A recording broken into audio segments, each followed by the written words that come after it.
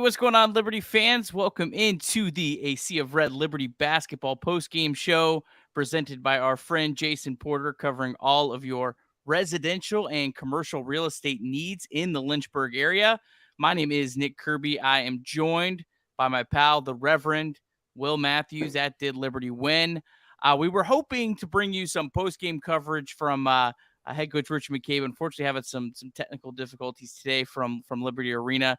So I won't be able to do that, but we will still talk with you guys for a few minutes about today's game. It was a wild one from Liberty Arena. Liberty knocks off Kennesaw State 193 in overtime. Darius McGee, 47 points. He had 16 points in overtime, 37 points since the halftime break. Kyle Rowe, 20 points. Liberty shot 44 free throws, which was, just insane. Liberty has not been a great team this year at getting to the line. Well, let's go to you. I don't know where to even start on this. What was your thoughts on this game? Let me make sure my heart's still beating. That is 2 in a row that have been phenomenal games. So a lot to look forward to in the next week coming up with the tournament. I don't know how you feel about it. I feel a little bit nervous about the tournament.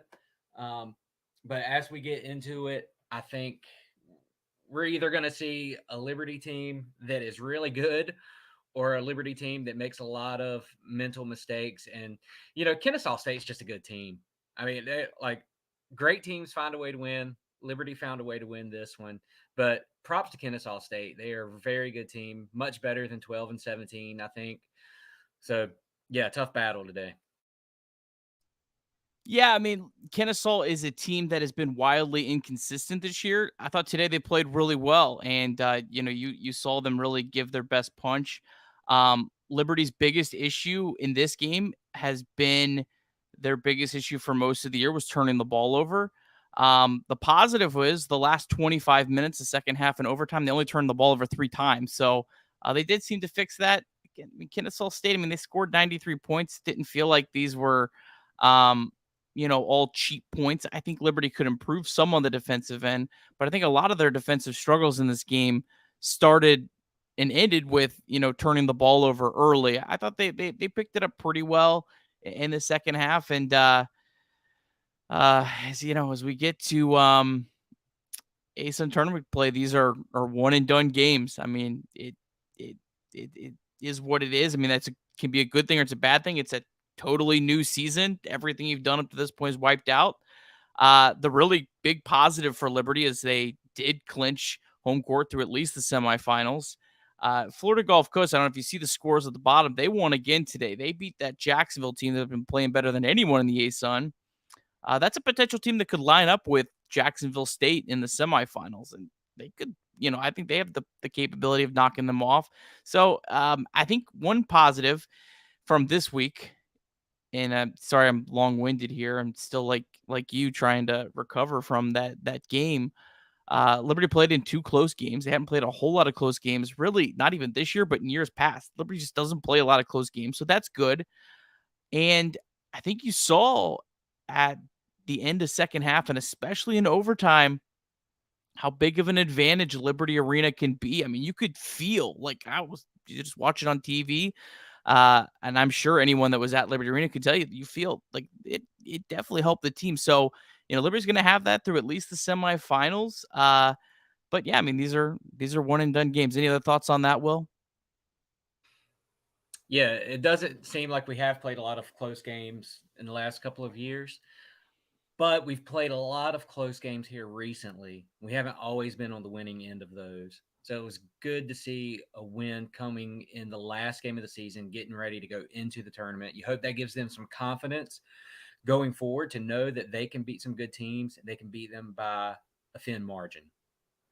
Yeah, and Liberty has Darius McGee. You saw how capable he is of completely taking over a game and just completely ripping the hearts out of the other team. And that's what I'm hoping he does next week. I do have the updated bracket. I did the best I can live to be, updating this. I don't believe there was any changes. Lipscomb is playing right now, and they are up pretty big on Central Arkansas. So I do know if that happens, it will be Lipscomb and North Florida in the quarterfinal that would go to Liberty, and they don't reseed in the quarterfinals. So it's looking at this point like it is going to be Lipscomb and North Florida. Well, let's just start with just that portion of the bracket. And we're not going to go too much in this because we are going to do a live show tomorrow night as well. We got a really cool guest I'll tell you about in a minute joining us tomorrow. So we'll go a little bit more in detail then. But your initial reaction, what's your thoughts on Lipscomb in North Florida? That's going to be a good game. Lipscomb, we said all season long, it's hard to figure them out. North Florida, not the team I want to play in the first round of the tournament. We have trouble with them, man. Yeah, I'm pulling for Lipscomb. I think we have a better chance against Lipscomb. Yeah, I'm definitely pulling for Lipscomb. Sajala does, just have some weird matchups that you don't see a lot. So, I mean, there's that part of it. But yeah, I definitely think Lipscomb. Now, if Lipscomb was to somehow, Central Arkansas was to come back and win, then it gets really interesting because EKU and Lipscomb split in the regular season. And so it would come down to net, but they are like within 6 spots of net. So you would actually have to wait till tomorrow morning to know. And unless there is like no net tiebreakers needed, I'm assuming the ASON is not going to release the official bracket until tomorrow. So if you're waiting for the official bracket, you're probably going to be waiting till tomorrow. But once the 2 p.m. games there's 2 games going on right now. Once those games end, I'll post on Vines Connection Twitter what I believe the official bracket is. Based on all the information that I've been given. So let's kind of look real quick kind of here at the rest of the bracket. Will, this is kind of where everything is. One I think good thing for Liberty that happened today is Florida Gulf Coast, and they're playing well too. There's a lot of teams that are playing well right now. They beat Jacksonville. They beat them up pretty handily-ish. I mean, it was they controlled most of that game. I was kind of watching a little bit on the split screen. So the good thing that happened is that Bellarmine is actually ahead of Jacksonville on the overall seed list. And when you get to the semifinals, you're going to completely there's no divisions, there's nothing. It is 1 through 4, whoever's left, who is the best teams out of that, and then they go into the conventional tiebreakers. So Bellarmine is actually ahead of Jacksonville. So assuming all 4 seeds advanced, Liberty would play Bellarmine in the semifinals. And even if and then if another team snuck through that's lower than anyone else. Yeah, Bellarmine. If Bellarmine is in the semifinals and Liberty's in the finals, they will have to play each other. So, Will, are you like me? Do you like Bellarmine as a better matchup for Liberty than Jacksonville? I do. It seems like we match up better with them. Also, if they beat us, we still have a chance. I mean, Bellarmine would have to go on and win the tournament. So I kind of like that. I like that aspect of it, that if we lose, I mean, we don't want to lose for sure. But if we lose, we are Bellarmine fans for life. A lot of fun games to watch Tuesday. I think that Eastern Kentucky Kennesaw State game is going to be really good. And then, of course, Thursday, whoever we play, we'll be tuned into that one. Just it's funny how competitive the league has gotten in the last 2-3 weeks. At the beginning of the season, it looked like Liberty and Jacksonville State were just going to run away in the standings. But just all of a sudden, there's just this log jam that has happened. Good teams are playing good basketball right now. Yeah, definitely. Oh, sorry, I got to do one correction, Will. Unfortunately, if Bellarmine wins the tournament, it's Jacksonville State no matter what. It's whoever the number 1 overall seed is. So I'm even sorry. if you're okay, no, I was used to us not being the number 1 overall I know. seed in this tournament. Yeah, I mean Jacksonville State could lose by 40 points in their first game, but if Bellarmine wins the whole thing, they're going to it. So that's kind of a weird quirk, but hey, that's they earn that. I mean, they definitely earned that fair and square. It's not like last year where we were coming out last week and there was some weird tiebreakers. Jacksonville State clearly earned, the number 1 overall seed this year. Especially they beat Bellarmine twice head to head. They beat Liberty. I think they beat Jackson. They literally beat everyone at the top. I just had some weird random losses, but hey, maybe they can have another weird random loss and Liberty could host that championship if they get there. But yeah, well, I thought you had a good point. I mean, there's all these quarterfinal or not quarterfinal, first round matchups are very interesting. I'll be glued in. I hope they're staggered a little bit so I can at least watch a little bit of each of them. I mean, the only one that I feel like is a no-brainer it would be Florida Gulf Coast over North Alabama. I feel like every single one of these other games are a complete toss-up. Now, granted, North Alabama will somehow win, and that's just how basketball works in these one-and-done tournament settings. But that would be the one, like, yeah, I think they're gonna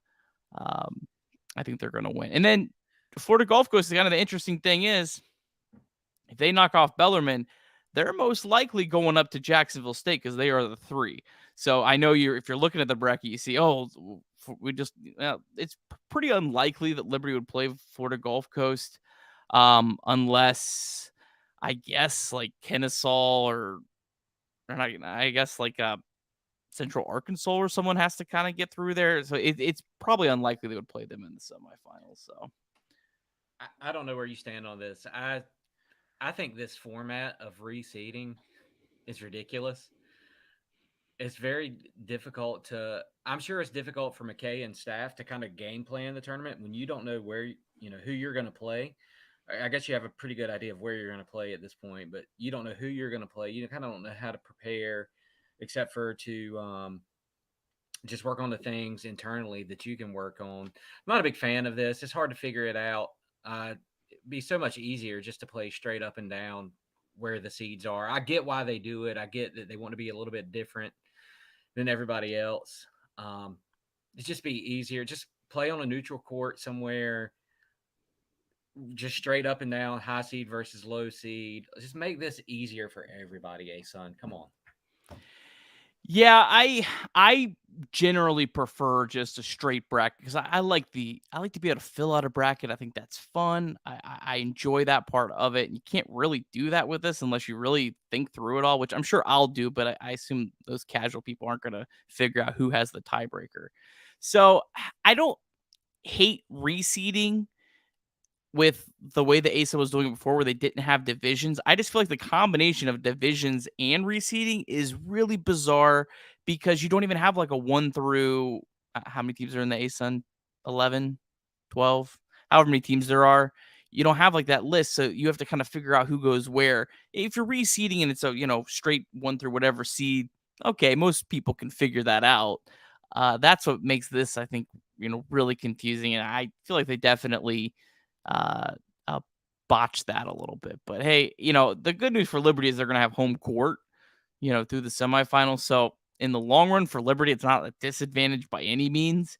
And I honestly, I don't really even necessarily think Liberty would gain an advantage if they weren't reseeding, because I kind of feel like most of these teams that are in that 2, 3, 4 range are pretty similar. I don't know how you feel on that, Will. I kind of feel like on any given night, they could play really, really well or they could play really, really crappy. Yeah, and I get trying to reward a team for having a good season. It's just interesting how they do that. I'm just not a big fan of it. I like the traditional way, a little old school in that one. But yeah, the logjam here in the middle, those are some good games. Even with the reseeding, you're still going to get some good games out of that. Yeah, and I will let you know, Lipscomb did go final. They did win 81-66. So it is Lipscomb or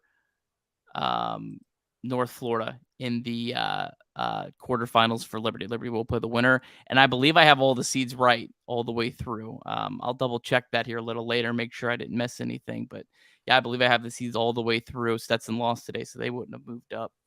So yeah, I mean I believe this is the actual bracket.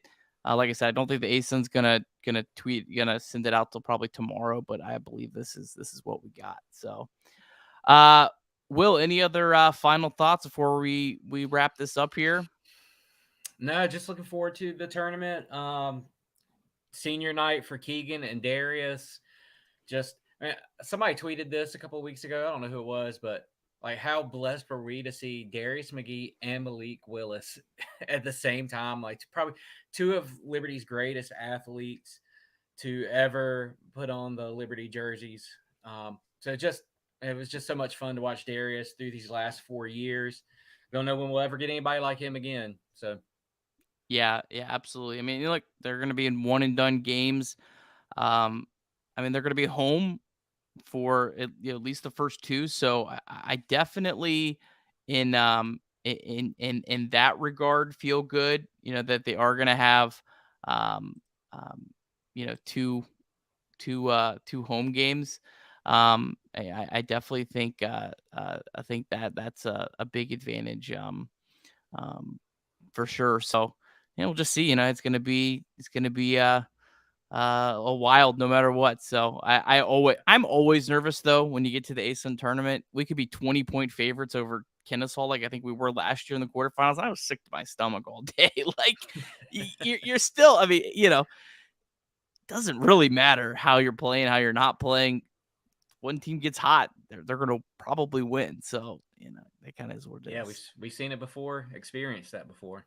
Yeah.